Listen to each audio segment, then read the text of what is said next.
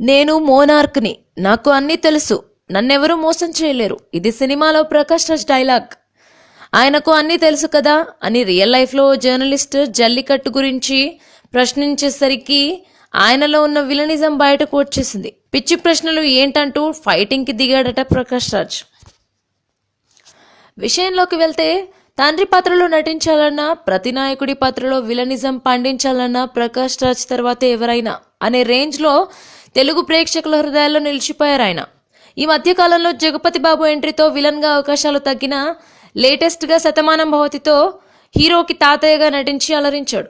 ప్రకాష్ రాజ్ ఈ మధ్యకాలంలో సినిమాల్లో నటించడం తగ్గించి డైరెక్షన్పై ఎక్కువ ఫోకస్ పెట్టి మన ఊరి రామాయణం సినిమాను తెరకెక్కించారు. విమర్శకుల ప్రశంసలను పొందిన ఈ సినిమాకు ప్రేక్షకుల నుండి కూడా మంచి స్పందనే వచ్చింది. ఇక ఇవన్నీ పక్కన పెడితే వ్యక్తిగతంగా ప్రకాష్ రాజ్కు కాస్త కోపం ఎక్కువనే చెప్పాలి. గతంలో చాలా టీవీ షోలలో సైతం యాంకర్స్పై విరుచుకుపడ్డారు. సరిగ్గా ఇలాంటి సంఘటనే తిరుమలలో జరిగింది.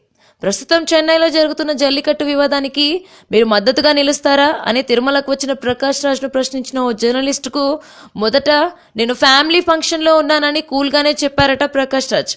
ఆ తర్వాత ఆయన నోటి వెంట సరైన సమాధానం చెప్పించడానికి ప్రయత్నించిన జర్నలిస్ట్పై ఆయన చేయి చేసుకున్నట్టుగా తెలుస్తోంది. ఎందుకంటే అడిగిన ప్రశ్నే పదే పదే అడగడం వల్ల ప్రకాష్ రాజ్కి చాలా కోపం వచ్చింది. దీంతో ఆయన జర్నలిస్టుపై చేయి చేసుకున్నంత పని చేశారు. కాకపోతే అక్కడ ఉన్న మరికొందరు ఆ ఇష్యూలో కలగ చేసుకోవడంతో కథ సుఖాంతమైందనుకోండి.